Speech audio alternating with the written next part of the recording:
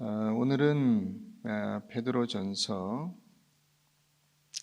이제 마지막 시간입니다. 베드로전서로는 이제 오늘 제일 끝에 있는 본문인데, 이 본문으로 고난이 내 인생이다 하는 제목으로 말씀을 나누도록 하겠습니다. 로마에 그 노라 페릭스라고 하는 교회 지도자가 있었는데, 교회가 핍박을 받을 때 이 노라 페릭스라고 하는 이 사람도 쫓기게 됐습니다. 이미 그 소재를 알고 잡으러 왔기 때문에 사실 도망갈 데가 별로 없었지만은 어쨌든 뒷산으로 도망을 쳤습니다.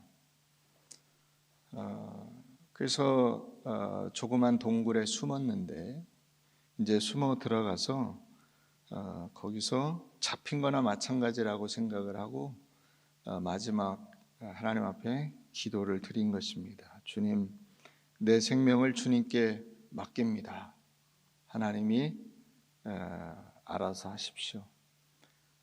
잡혀 가도 주님의 뜻이요, 또 하나님이 구해 주셔도 주님의 뜻인 줄 알고 기쁨으로 맞이하겠습니다. 이렇게 기도를 했어요. 근데 하나님이 그렇게 기도하는 동안에 무슨 일을 하셨냐? 거미를 움직여서 동굴 앞에 거미줄을 쳤습니다. 그러니까 그 잡으러 온 사람들이 거미줄이 쳐 있는데 거길 들어갔을 리는 없잖아요. 그죠? 어떻게 들어갈 방법이 없잖아요. 그렇게 금방 거미줄이 쳐진 것은 생각을 할 수가 없죠. 그래서 여긴 없나 보다 하고 지나갔습니다. 그래서 생명이 구원을 받았는데, 이 페릭스가 나중에 그런 고백을 했다고 합니다. 하나님이 함께 하시면 거미줄도 철문보다 강하고, 하나님이 함께하지 않으시면 돌벽과 쇠문도 거미줄처럼 약하다 하는 그런 고백을 했다고 합니다. 우리가 하나님의 은혜를 힘입어서 살아가지만은 그 돌문과 철문으로 여러분들의 방패를 삼아도 그것이 거미줄처럼 쉽게 끊어지는 것이 될 수 있습니다. 하나님께서 여러분들을 지켜주실 줄 믿으시기 바랍니다. 우리가 베드로전서 살펴보고 있는데, 이 베드로전서의 전체적인 메시지는 분명합니다. 그것은 고난에는 하나님의 깊은 뜻이 감추어져 있으니까 나그네와 이방인으로 이 세상을 살아가는 모든 그리스도인들은 이 고난을 기쁨으로 잘 감수하고 당연히 여겨라, 이렇게 말하고 있는 것입니다. 고난을 기쁨으로 수용해라. 이것이 베드로전서의 메시지입니다.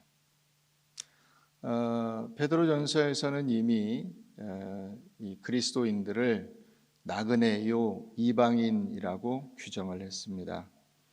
나그네는 어떤 뜻이냐면 낯선 곳을 여행하는 임시 체류자입니다. 그게 나그네의 뜻이에요. 이방인이라고 하는 것은 현지인의 집에 거하는 현지 그 나라의 시민권이 없는 일시적인 체류자, 그 이방인입니다. 그게 그리스도인들입니다. 아브라함이 그 갈대아 우르에서 하나님께로부터 부름을 받고 가나안 땅에 왔습니다. 가나안 땅에서 나그네와 이방인으로 산 겁니다. 100년을 거기서 살았습니다. 근데 아브라함이 거기서 어떤 풍부한 그 물질도 얻었지만은 그 물질로 그 지역의 땅을 안 샀어요. 땅은 뭐만 샀습니까? 묘지만 샀습니다. 묘지. 왜요? 나그네였기 때문입니다. 이방인이었기 때문입니다. 나그네와 이방인의 정체성을 지킨 것입니다. 나는 나그네다. 나는 이방인이다. 그렇게 스스로를 규정한 것입니다. 이스라엘 백성들이 애굽으로 가서 거기서 큰 민족을 이루게 되죠. 거기서도 역시 마찬가지입니다. 모세와 이스라엘 백성들은 거기서 이방인이었고 나그네였습니다. 또 바벨론의 포로로 잡혀간 이스라엘 백성들도 마찬가지였습니다. 그들도 거기서 나그네와 이방인으로 살았습니다. 여러분, 오늘 우리들은 어떻습니까? 오늘 우리들도 본질적으로 우리의 정체성이 이방인이요 나그네입니다. 이 사실을 우리가 잊어서는 안 되는 것입니다. 우리의 시민권은 천국에 있고 우리는 그 나라를 향해서 가고 있는 사람들입니다. 잠시 여기 머무르고 있는 사람들이기 때문에 마치 이 땅에서 모든 것을 다 승부를 볼 것처럼 집착하고 매달리고 여기서 믿지 않는 이들과 겨루려고 해서는 안 되는 것입니다. 우린 본질적으로 나그네입니다. 이방인입니다. 한 분도 아멘을 안 하시네요. 여러분들의 마음에 그 마음을 내려놓으셔야 됩니다. 그래야 신앙이 클 것입니다. 나는 나그네다, 내가 이방이다 하는 것을 여러분들이 자각할수록 신앙은 큽니다. 근데 그렇지 않고 여기서 뭔가를 내가 좀 해봐야 되겠다, 자꾸 이런 마음을 먹게 되면 경쟁하게 되고 다투게 되고 싸우게 됩니다. 그러니까 이 나그네와 이방인으로 이 세상을 사는 것이 쉽지 않습니다. 결혼하기도 쉽지 않고 여기에서 땅을 얻을 수도 없고 그 땅을 물려줄 수도 없습니다. 여러분, 다른 나라에 살아보셨습니까? 쉽지 않아요. 시민권을 얻기가 어렵고요. 거기서 재산을 취득해서 그 재산을 운용하기도 어렵고 자식에게 물려주긴 더 어렵습니다. 아예 애초부터 원천적으로 외국인이 그 현지의 재산을 얻을 수 없게 막아놓은 나라들도 많습니다.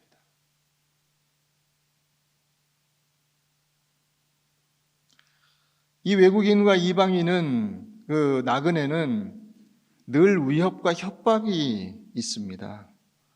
여러분, 유대인들이 전 세계 2000년 동안 나그네로 살았습니다. 이방인으로 살았어요. 그래서 우리가 기억하는 것은 히틀러에게 600만 명이 희생이 됐다, 이렇게만 알고 있는데 그보다 훨씬 더 많은 숫자들이 십자군 전쟁이나 흑사병이나 혹은 각 지역마다 어떤 어려운 일들이 있을 때 굉장히 많이 희생이 됐습니다. 왜요? 나그네요 이방인으로 취급을 받았기 때문입니다. 그들이 사회에 위협이 된다고 생각을 한 것입니다. 비방과 수치를 당합니다. 2장 12절에 3장 16절에 4장 4절과 4장 14절에 이와 같은 내용들이 나와 있습니다. 믿는 사람들은 악한 사람들이라고 하고 예수 그리스도를 믿는다는 것 때문에 비방과 수치와 모욕을 당합니다. 다른 잘못을 한 적이 없어요. 근데도 베드로가 거기에 대해서 뭐라고 하냐면 그런 비방을 받지 않을 수 있도록 최선을 다해서 선하고 신실하게 살아야 된다라는 정도만 합니다. 거기에 대해서 대항해라 이런 얘기를 하지 않고 있습니다.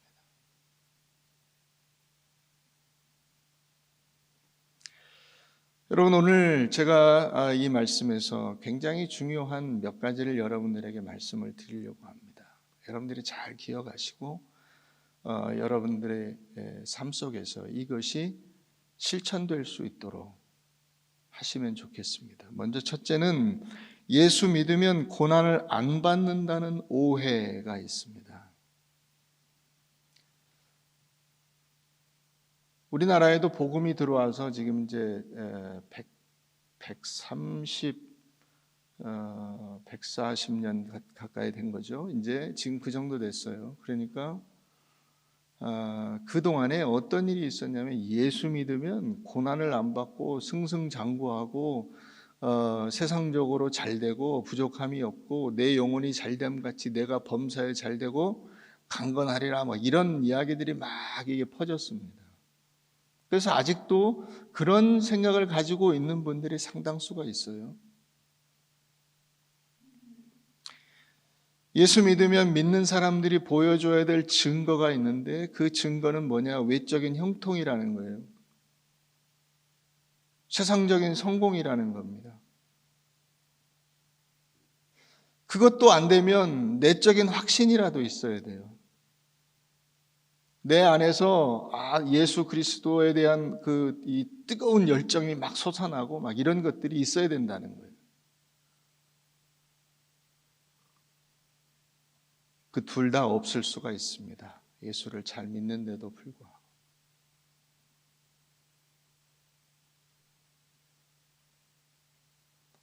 그런 증거들이 우리를 그리스도인으로 만들어 주는 것이 아닙니다. 성경은 특히 베드로는 오늘 우리에게 우리가 그리스도인됨의 증거가 뭐냐 했을 때 그런 외적인 증거나 내적인 확신이나 이런 것들이 아니라 고난이라고 이야기하는 겁니다. 고난. 내가 신실한 형제로 하는 실로아노로 말미암아 너희에게 간단히 써서 권하고 이것이 하나님의 참된 은혜임을 증언하노니 너희는 이 은혜에 굳게 서라. 이것이 참된 은혜, 이 은혜에 굳게 서라. 이게 무슨 말이냐? 고난이 우리에게 있는 것이 우리가 그리스도인됨의 진정한 증거요, 하나님이 나와 함께 하시는 증거다 하는 겁니다. 여러분, 성경에서 고난은 부정적이지 않습니다. 그걸 아셔야 돼요. 물론 내가 믿음이 모자라고 뭔가 잘못해서 고난을 받을 수 있습니다. 그런 경우들이 가끔씩 있을 수 있어요. 그러나 예수 믿는다는 것 때문에 고난이 없다. 그건 성경에 없는 얘기입니다. 성경은 오히려 반대로 이야기하죠. 예수 믿으면 고난이 옵니다. 예수 믿는 것 때문에 세상과 불화가 있습니다. 내가 너희에게 화평을 주러 온 줄로 아느냐? 아니다. 내가 너희에게 검을 주러 왔다. 이게 예수님의 말씀입니다. 이게 무슨 검이죠? 신앙을 가졌다는 것 때문에 사람들과 갈등이 있을 수밖에 없는 거예요. 거기서 믿음의 선한 싸움을 싸워야 되는 겁니다. 세상과 싸움을 벌이라는 것이 아니라 내가 신앙을 가지지 못하게 막는 세상과 영적인 싸움을 벌여야 되는 겁니다. 그러니까 우리가 예수 믿을 때 혹은 예수를 믿고 나서 만나는 가장 강력한 오해와 함정이 무엇이냐? 예수 믿으면 고난이 없어야지. 네가 잘 믿으면 어려움이 없어야지. 네가 하나님의 아들이라면 배고픈 게 없어야지. 이런 거예요. 거기서 빠져나와야 됩니다. 두 번째로 하나님은 고난을 통해서 하나님의 뜻을 이루어 가십니다. 하나님은 고난을 통해서 하나님의 사람을 만들어 갔습니다. 우리가 고난에 대해서 부정적인 고정관념이 있어요. 고난은 당하지 않는 것이 좋겠다. 당했다면 빨리 벗어나는 것이 좋겠다. 고난을 피할 수 있다면 피하는 것이 하나님의 뜻이다. 그렇지 않죠. 예수님도 피하려고 하셨죠. 주여 할 수만 있거든 이 잔을 제게서 지나가게 해주십시오. 근데 어떻게 됐습니까? 고난을 받으러 갔습니다. 겟세마네 동산에서 그렇게 기도하셨지만은 하나님의 응답은 뭐였어요? 아니야, 너 고난을 받아야 돼. 너 그거 하러 온 거야. 그러니까 어떻게 합니까? 제자들을 깨워서 일어나라고 하시고, 자 이제 나를 잡으러 사람들이 온다. 잡혀가야 돼. 하나님은 고난에도 불구하고 열심히 일하시는 것이 아닙니다. 그보다 더 나아가서 하나님은 고난을 통해서 고난과 함께 고난으로 우리에게 일하시는 겁니다. 이걸 여러분들이 아셔야 돼요. 다시 말하면 여러분들이 고난에 대해서 가지고 있는 그 부정적 인식을 여러분들이 깰 때 비로소 신앙의 원리와 원칙이 무엇인가를 제대로 이해하시는 겁니다. 고난을 늘 부정적으로 생각하고 고난을 피하고 고난에서 빠져나와야 된다고 생각하는 만큼 여러분들의 신앙은 아직 저 밑에서 어린아이와 같은 수준에서 헤매게 되는 겁니다. 거기 늘 방황이 있어요. 왜 하나님이 나에게 이런 고난을 주시지? 나를 사랑하시지 않나? 나를 외면하시나? 내 기도를 안 들으시나? 이런 고민을 하는 거예요. 그러나 그렇지 않아요.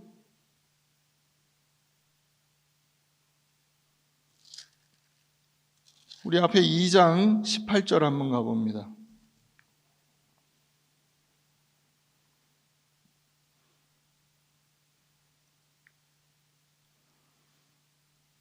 사환들아 범사에 두려워함으로 주인들에게 순종하되 선하고 관용하는 자들에게만 아니라 또한 까다로운 자들에게도 그리하라. 부당하게 고난을 받아도 하나님을 생각하고 슬픔을 참으면 이는 아름다우나. 그랬죠?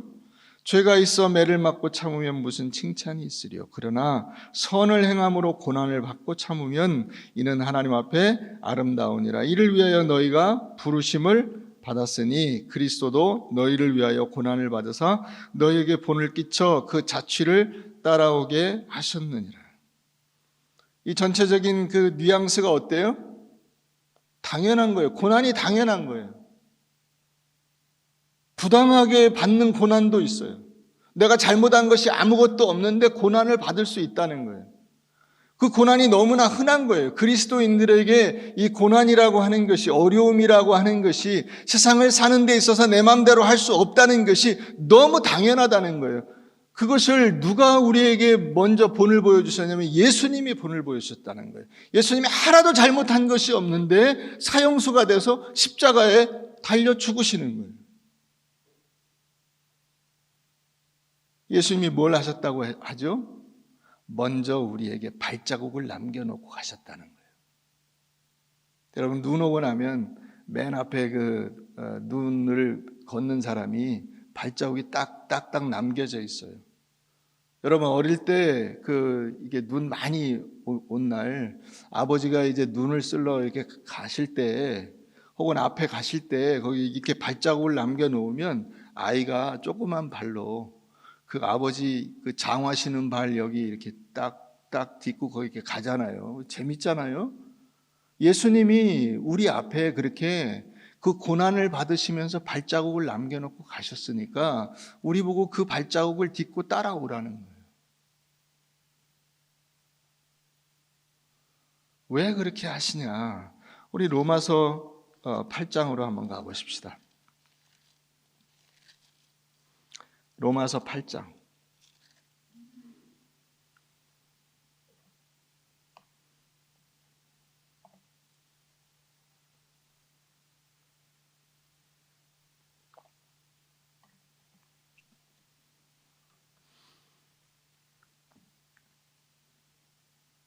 (14절) 무릇 하나님의 영으로 인도함을 받는 사람은 곧 하나님의 아들이라. 너희는 다시 무서워하는 종의 영을 받지 아니하고 양자의 영을 받았으므로 우리가 아빠 아버지라고 부르짖느니라. 성령이 친히 우리 영과 더불어 우리가 하나님의 자녀인 것을 증언하시나니 자녀이면 또한 상속자 곧 하나님의 상속자요 그리스도와 함께한 상속자니 우리가 그와 함께 영광을 받기 위하여 고난도 함께 받아야 할 것이니라. 생각하건대 현재의 고난은 장차 우리에게 나타날 영광과 비교할 수 없도다. 이 무슨 얘기냐면요, 우리를 예수님하고 같은 동급이라는 거예요. 여러분들 모두가 하나님의 자녀이기 때문에 예수님하고 여러분들하고 같은 동급이에요. 그래서 예수님이 이 하나님의 영광된 상속자로 인정을 받으신 것과 같이 여러분들 모두를 하나님이 상속자로 삼으셨는데, 그러면 그 상속을 받기 위해서 예수님이 겪으신 그 길을 우리도 같이 겪음으로써 온 이 하나님과 하나님의 자녀들이 함께 가지는 그 유대감이 있잖아요. 그걸 가질 수 있게 만들어 주신다는 거예요.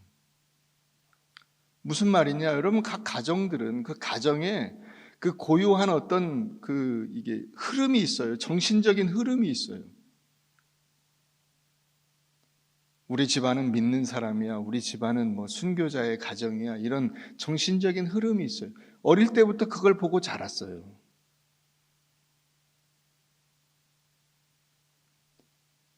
그거를 똑같이 경험을 하는 거예요. 여기 함께 받는다라는 단어가 있어요. 17절 끝에 보면 고난도 함께 받아야 할 것이니라. 이 함께 받는다라고 하는 단어가 이게 순 페스코라고 하는 단어인데, 이게 뭐냐면 함께라는 단어와 똑같은 그 감정을 느낀다라고 하는 단어가 합쳐진 거예요. 그러니까 함께 느끼는 거예요. 예를 들면 딸이 결혼해서 아이를 낳아요. 아이를 낳을 때 느끼는 거예요. 아, 우리 엄마가 이렇게 나를 낳으셨구나. 그 전에는 그걸 모르는 건 아니에요. 다 알아요. 우리 엄마 아버지가 나를 낳으셨다는 걸 다 알아. 그런데 실제로 내가 그것을 가슴에 똑같이 느끼지는 못해. 그런데 아이를 낳으면서 그때 아는 거예요. 아, 이렇게 고생하고 힘들게 나를 임신을 해서 관리를 해서 낳으셨구나. 나를 기르셨구나. 나를 위해서 이렇게 고생하셨구나. 그 똑같이 느끼는 그 감정, 그게 고난도 함께 받는다라고 하는 이 단어가 가지는 거예요. 예수님이 십자가의 고통과 아픔을 경험하셨다. 그걸 우리가 고난을 안 겪으면 몰라요. 근데 고난을 겪으면서 그걸 느끼는 거예요. 아, 예수님이 이렇게 십자가를 지신 거구나. 이렇게 눈물을 흘리신 거구나. 이렇게 그 사람들을 용서해 주신 거구나. 그걸 그때 아는 거예요. 그래서 이 숨 파스코라고 하는 여기에서 그 영어에 페이소스라고 하는 단어가 나와요. 페이소스라고 하는 것이 감정적 동질감이잖아요. 똑같은 걸 느끼는 거예요.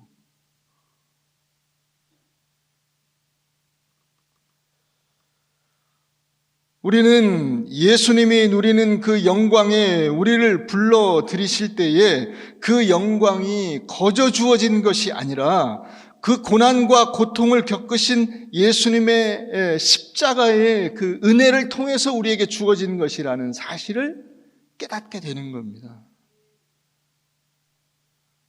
예수님이 이 땅에 오신 것은 바로 우리에게 고난 받으시고 그 고난의 열매를 나눠주시기 위해서 오신 거예요. 그래서 예수님과 함께 영광을 받기 위해서 예수님처럼 우리도 고난을 받아야 된다고 말씀하시는 겁니다. 반드시 받아야 돼요. 고난도 함께 받아야 할 것입니다. 여러분, 그래서 여러분들이 고난에 대해서 새로운 관점에서 접근하실 수 있기를 바랍니다. 고난을 다시 봐야 돼요. 피해야 될 것이 아니고 도망쳐야 될 것이 아닙니다. 이 고난은 하나님이 일하시는 방법이고 그 과정이에요. 이 과정을 내가 같이 겪어내면서 하나님의 그 은혜를 체험하고 하나님의 자녀로서의 동질감을 갖게 되는 것입니다.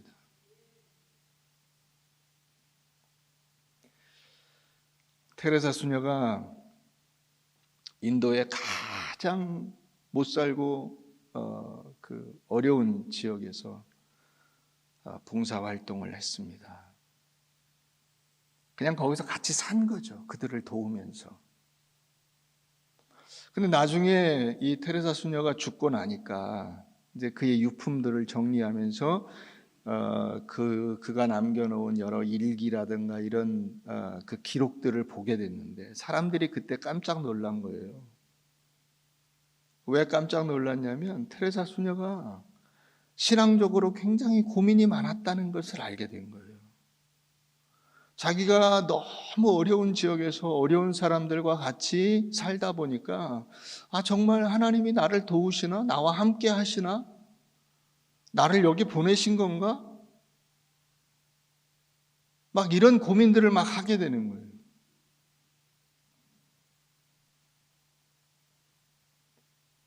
내가 하나님께 쓰임받고 있는 것인가? 내 믿음이 모자란가? 조지 뮬러에게는 5만 번이나 기도하셨다는데 왜 내 기도에는 하나님이 응답지 않으시나? 이런 고민들을 계속 하게 되는 거예요.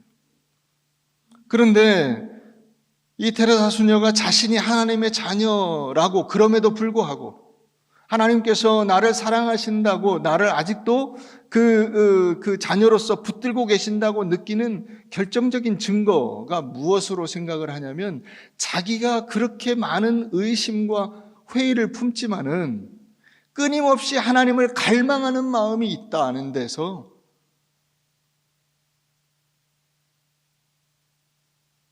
하나님의 자녀라고 하는 확신을 갖게 된다는 것입니다.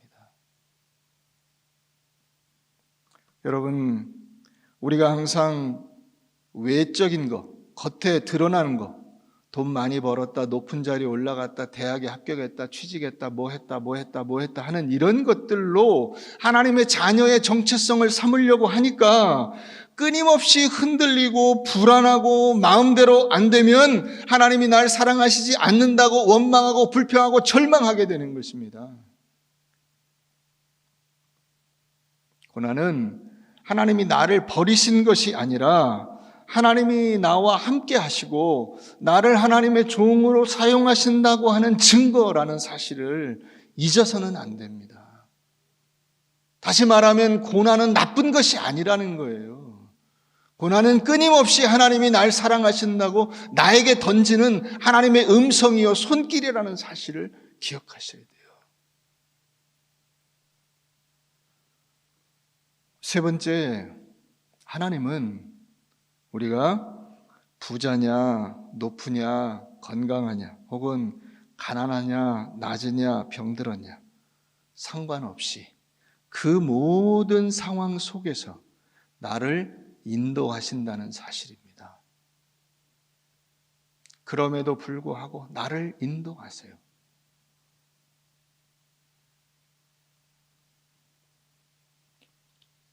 많은 빈민 사역자, 어렵고 가난하고 힘들고 병들고 하는 이런 노숙자들 막 이런 사람들을 돌보는 그 사람들이 그 사역을 통해서 발견하게 되는 것이 두 가지가 있어요. 하나는 뭐냐면 자기가 하나님의 은혜로 그 하나님의 손길을 대신하는 사역자로 부름받은 것에 대해서 감사하는 마음이에요. 하나님이 이 사람들에게 나를 통해서 희망을 보여주시는구나. 하나님의 사랑을 보여주시는구나. 그럼에도 불구하고 그들이 버림받지 않았다는 사실을 알려주시는구나. 그래서 감사한 것이고, 또 하나는 이 사람들이 가난한 것 그 자체, 병든 것 그 자체, 고통받는 그 자체보다 더 1차적인 그 고통이 있는데 그게 뭐냐면 인간 대접을 받지 못한다는 거예요.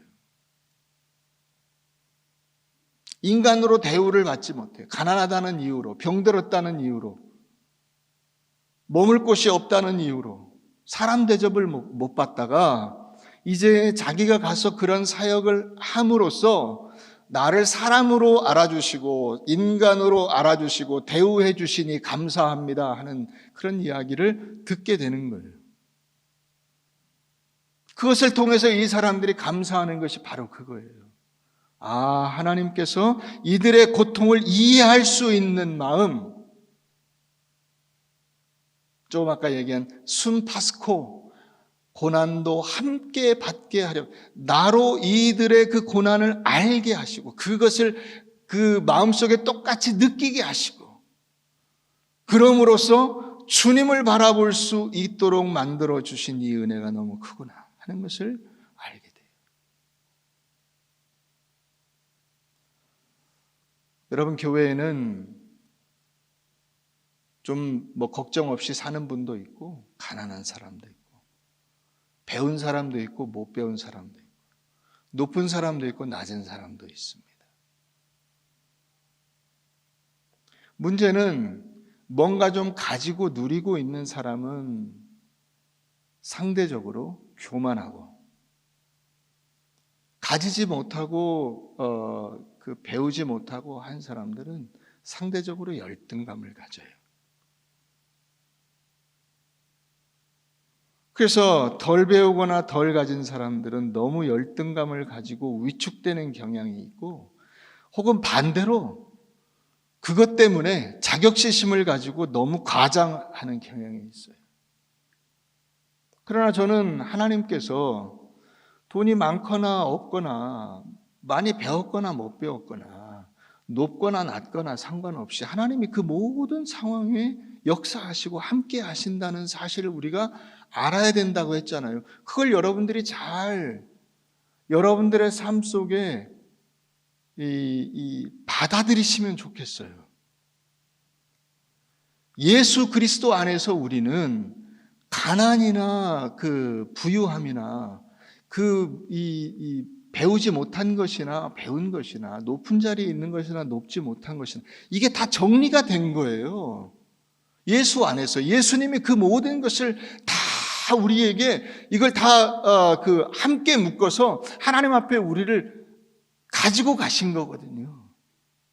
그러면 여러분들이 그 가난함 혹은 그 배우지 못함, 부유함, 높은 자리에 있음 이런 것들로 인해서 그것을 마치 자기가 한 것처럼 착각해서 남들에게 의시되거나 목에 힘주거나 혹은 자기가 못한 것 같아서 늘 어깨를 구부리고 낙심하고 불평하고 다른 사람들을 공격하는, 그럴 필요가 없는 거예요. 당당해요, 당당. 예수 그리스도 안에서 우리가 하나님이 주신 은혜 안에서 누리게 된 은혜가 그거보다 훨씬 크잖아요.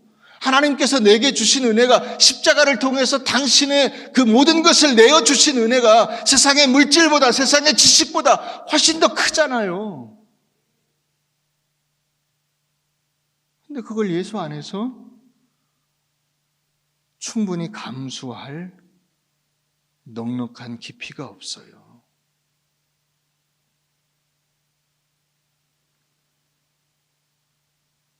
여러분, 우리가 예수 믿는 사람들이 세상을 살아가는 방법이 경쟁하고 이기고 또 남들에게 힘주고, 반대로 경쟁에 패배해서 낙심하고 절망하고 위축되고, 그 두 가지 길밖에 없다면 여러분, 신앙은 세상과 다를 게 뭐가 있습니까? 기독교 신앙이 세상의 일반적인 원리와 다를 게 뭐가 있어요? 그런 게 아니잖아요. 그래서 우리가 가장 우선시하고 목적해야 되는 것이 무엇이냐면, 예수 안에서 확인된 그 영혼의 넉넉함과 풍성함과 하나님 안에서 누리게 된 그 관계의 회복을 통해서 이제 우리가 하나님의 은혜와 사랑으로 온전히 회복되었으니까 예수 그리스도께서 우리에게 세상의 물질이나 권세와 능력이나 이런 것보다 훨씬 더 큰 하늘의 놀라운 기쁨과 은혜를 주셨으니까 내가 어떤 형편에 있든지 그 하나님의 사랑으로 넉넉하게 그걸 견뎌내는 거죠. 배웠으면 배운 대로, 못 배웠으면 못 배운 대로, 있으면 있는 대로, 없으면 없는 대로, 내가 건강하면 건강한 대로, 또 때로 병들고 어려우면 어려운 대로 그것을 기쁨으로 견뎌내는 거예요. 이게 고난을 견뎌내는 성도의 자세예요. 그 어느 것 하나에 막 좋았다가 아이고 하나님 전 죽겠습니다 이렇게 막 낙심하고 불평하고, 고난을 기쁘게 감수하라고 베드로가 그래서 이야기하는 거예요. 나의 삶의 상황과 상관없이 하나님이 날 사랑하시니까 그 상황과 상관없이 나는 도리어 하나님을 바라보고 주님을 향해서 영광과 찬송을 돌리는 삶을 살아라. 그게 이 베드로가 우리에게 주는 권면이에요. 여러분, 하나님의 이 찾아가심과 사랑을 베푸시는 이 주님이 우리에게 다가오시는 이것이 가난함 때문에 방해받을 수 없고 또 부유함 때문에 막히지 않는 것입니다. 내가 가난하고 배운 것이 없다고 해서 주님과 동행하지 못하는 일이 없고 구원받지 못하는 일이 없어요. 동시에 내가 부유하고 넉넉하다고 해서 그 부유함과 넉넉함으로 하나님 앞에 내 힘으로 갈 수 있는 길이 없어요. 오직 예수 그리스도께서 나에게 그 십자가의 은혜를 베풀어 주신 이것을 통해서만 가는 겁니다. 그러니까 이 세상에서의 그 모든 조건들은 다 부차적인 거예요. 아무것도 아닌 거예요.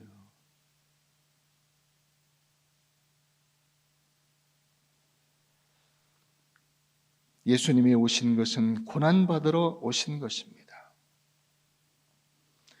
우리도 그 고난의 길을 기쁘게 가야 합니다. 기뻐하며 감사하며 그 길을 가십시오. 그리고 이겨내는 것이 신앙의 즐거움입니다. 그것이 하나님께서 우리에게 베푸시는 놀라운 은혜인 줄로 믿으시기를 바랍니다.